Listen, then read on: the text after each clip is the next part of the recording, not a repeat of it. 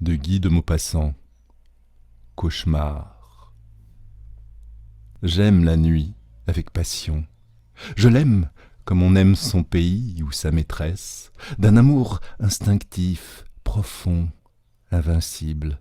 Je l'aime avec tous mes sens, avec mes yeux qui la voient, avec mon odorat qui la respire, avec mes oreilles qui en écoutent le silence, avec toute ma chair que les ténèbres caressent.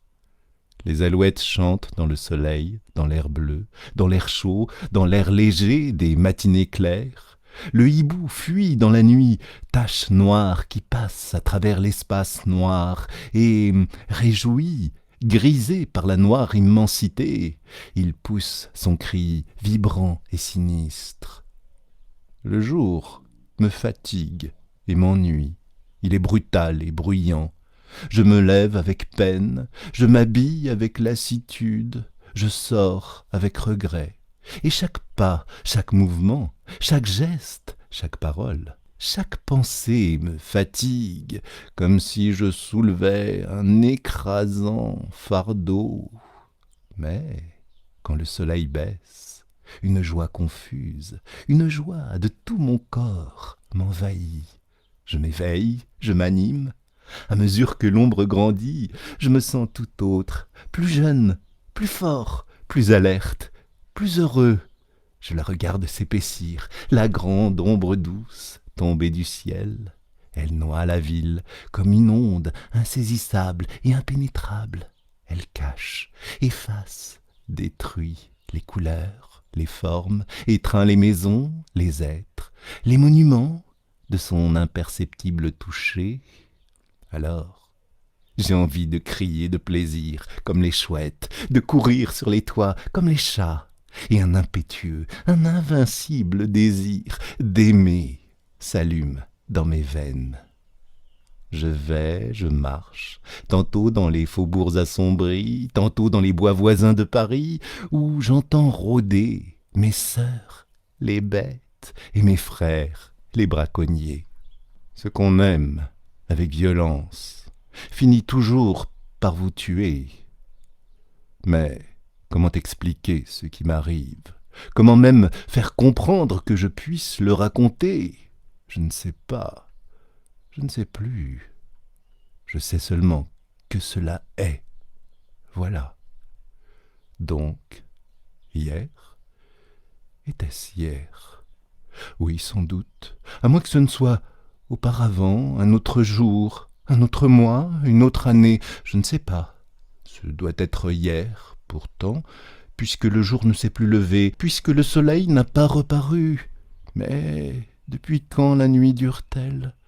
Depuis quand? Qui le dira? Qui le saura jamais? Donc, hier, je sortis comme je fais tous les soirs après mon dîner. Il faisait très beau, très doux, très chaud. En descendant vers les boulevards, je regardais au-dessus de ma tête le fleuve noir et plein d'étoiles, découpé dans le ciel par les toits de la rue, qui tournait et faisait onduler comme une vraie rivière ce ruisseau roulant des astres. Tout était clair dans l'air léger, depuis les planètes jusqu'au bec de gaz. Tant de feux brillaient là-haut et dans la ville que les ténèbres en semblaient lumineuses. Les nuits luisantes sont plus joyeuses que les grands jours de soleil. Sur le boulevard, les cafés flamboyaient, on riait, on passait, on buvait. J'entrai au théâtre quelques instants. Dans quel théâtre, je ne sais plus. Il y faisait si clair que cela m'attrista et je ressortis, le cœur un peu assombri par ce choc de lumière brutale sur les ors du balcon, par le scintillement factice du lustre énorme de cristal, par la barrière du feu de la rampe, par la mélancolie de cette clarté fausse et crue. Je gagnai les Champs-Élysées où les cafés-concerts semblaient des foyers d'incendie dans les feuillages. Les marronniers, frottés de lumière jaune, avaient l'air peint, un air d'arbres phosphorescents. Et les globes électriques, pareils à des lunes éclatantes et pâles, à des œufs de lune tombés du ciel, à des perles monstrueuses, vivantes, faisaient pâlir sous leur clarté nacrée, mystérieuse et royale, les filets de gaz, de vilains gaz sales, et les guirlandes de verres de couleur. Je m'arrêtais sous l'arc de triomphe pour regarder l'avenue, la longue et admirable avenue étoilée, allant vers Paris entre deux lignes de feu, et les astres là-haut, les astres inconnus, jetés au hasard dans l'immensité, où ils dessinent ces figures bizarres, qui font tant rêver, qui font tant songer. J'entrai dans le bois de Boulogne, et j'y restai longtemps, longtemps. Un frisson singulier m'avait saisi, une émotion imprévue et puissante, une exaltation de ma pensée qui touchait à la folie. Je marchais longtemps, longtemps, puis je revins. Quelle heure était-il quand je repassais sous l'arc de triomphe? Je ne sais pas. La ville s'endormait, et des nuages, de gros nuages noirs, s'étendaient lentement sur le ciel. Pour la première fois, je sentis qu'il allait arriver quelque chose d'étrange, de nouveau. Il me sembla qu'il faisait froid, que l'air s'épaississait, que la nuit, que ma nuit bien-aimée, devenait lourde sur mon cœur. L'avenue était déserte maintenant. Seuls deux sergents de ville se promenaient auprès de la station des fiacres, et sur la chaussée à peine éclairée par les becs de gaz qui paraissaient mourants, une file de voitures de légumes allait aux halles. Elles allaient lentement, chargées de carottes, de navets et de choux. Les conducteurs dormaient, invisibles. Les chevaux marchaient d'un pas égal, suivant la voiture précédente, sans bruit, sur le pavé de bois. Devant chaque lumière du trottoir, les carottes s'éclairaient en rouge, les navets s'éclairaient en blanc, les choux s'éclairaient en vert, et elles passaient l'une derrière l'autre, ces voitures, rouges d'un rouge de feu, blanches d'un blanc d'argent, vertes d'un vert d'émeraude. Je les suivis, puis je tournai par la rue Royale et revins sur les boulevards. Plus personne, plus de cafés éclairés, quelques attardés seulement qui se hâtaient. Je n'avais jamais vu Paris aussi mort, aussi désert. Je tirai ma montre, il était 2 heures. Une force me poussait, un besoin de marcher. J'allais donc jusqu'à la Bastille. Là, je m'aperçus que je n'avais jamais vu une nuit si sombre, car je ne distinguais pas même la colonne de juillet, dont le génie d'or était perdu dans l'impénétrable obscurité. Une voûte de nuages, épaisse comme l'immensité, avait noyé les étoiles et semblait s'abaisser sur la terre pour l'anéantir. Je revins, il n'y avait plus personne autour de moi. Place du château d'eau, pourtant, un ivrogne faillit me heurter, puis il disparut. J'entendis quelque temps son pas inégal et sonore. J'allais. À la hauteur du faubourg Montmartre, un fiacre passa, descendant vers la Seine. Je l'appelai. Le cocher ne répondit pas. Une femme rôdait près de la rue Drouot. « Monsieur, écoutez donc !» Je hâtai le pas pour éviter sa main tendue. Puis, plus rien.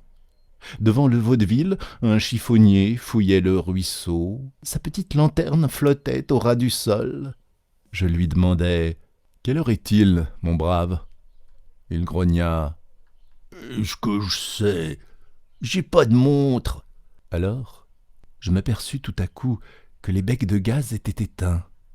Je sais qu'on les supprime de bonne heure, avant le jour, en cette saison, par économie, mais le jour était encore loin, si loin de paraître. Allons aux halles, pensai-je, là au moins je trouverai la vie. Je me mis en route, mais je n'y voyais même pas pour me conduire. J'avançais lentement, comme on fait dans un bois, reconnaissant les rues en les comptant. Devant le Crédit Lyonnais, un chien grogna. Je tournais par la rue de Gramont. Je me perdis. J'errais, puis je reconnus la bourse aux grilles de fer qui l'entourent. Paris entier dormait d'un sommeil profond, effrayant. Au loin pourtant, un fiacre roulait, un seul fiacre, celui peut-être qui avait passé devant moi tout à l'heure. Je cherchais à le joindre, allant vers le bruit de ses roues, à travers les rues solitaires et noires. Noires, noires, comme la mort. Je me perdis encore. Où étais-je? Quelle folie d'éteindre sitôt le gaz! Pas un passant, pas un attardé, pas un rôdeur, pas un miaulement de chat amoureux. Rien. Où donc étaient les sergents de ville? Je me dis, je vais crier, ils viendront. Je criais, personne ne répondit. J'appelais plus fort, ma voix s'envola, sans écho, faible, étouffée, écrasée par la nuit, par cette nuit impénétrable. Je hurlais, « Au secours! Au secours! Au secours !» Mon appel désespéré resta sans réponse. Quelle heure était-il donc? Je tirai ma montre, mais je n'avais point d'allumette. J'écoutais le tic-tac léger de la petite mécanique avec une joie inconnue et bizarre. Elle semblait vivre. J'étais moins seul. Quel mystère! Je me remis en marche, comme un aveugle, en tâtant les murs de ma canne, et je levais à tout moment mes yeux vers le ciel, espérant que le jour allait enfin paraître. Mais l'espace était noir, tout noir, plus profondément noir que la ville. Quelle heure pouvait-il être? Je marchais, me semble-t-il, depuis un temps infini, car mes jambes fléchissaient sous moi. Ma poitrine haletait, et je souffrais de la faim horriblement. Je me décidai à sonner à la première porte cochère. Je tirai le bouton de cuivre, et le timbre tinta dans la maison sonore. Il tinta étrangement, comme si ce bruit vibrant eût été seul dans cette maison. J'attendis, on ne répondit pas. On n'ouvrit point la porte. Je sonnai de nouveau. J'attendis encore. Rien. J'eus peur. Je courus à la demeure suivante, et 20 fois de suite, je fis résonner la sonnerie dans le couloir obscur où devait dormir le concierge. Mais il ne s'éveilla pas. Et j'allais plus loin, tirant de toutes mes forces les anneaux ou les boutons, heurtant de mes pieds, de ma canne et de mes mains les portes obstinément closes. Et tout à coup, je m'aperçus que j'arrivais aux halles. Les halles étaient désertes, sans un bruit, sans un mouvement, sans une voiture, sans un homme, sans une botte de légumes ou de fleurs. Elles étaient vides, immobiles, abandonnées, mortes. Une épouvante me saisit. Horrible. Que se passait-il? Oh mon Dieu, que se passait-il? Je repartis, mais l'heure, qui me dirait l'heure? Aucune horloge ne sonnait dans les clochers ou dans les monuments. Je pensais, je vais ouvrir le verre de ma montre et tâter l'aiguille avec mes doigts. Je tirai ma montre. Elle ne battait plus. Elle était arrêtée. Plus rien, plus un frisson dans la ville, pas une lueur, pas un frôlement de son dans l'air. Rien, plus même le roulement lointain du fiacre. Plus rien. J'étais au quai, et une fraîcheur glaciale montait de la rivière. La Seine coulait-elle encore? Je voulus savoir. Je trouvai l'escalier, je descendis. Je n'entendais pas le courant bouillonner sous les arches du pont. Des marches encore, puis du sable, de la vase, puis de l'eau. J'y trempais mon bras. Elle coulait, froide, froide, froide, presque gelée, presque tarie, presque morte. Et je sentais bien que je n'aurais plus jamais la force de remonter et que j'allais mourir là, moi aussi, de faim, de fatigue et de froid.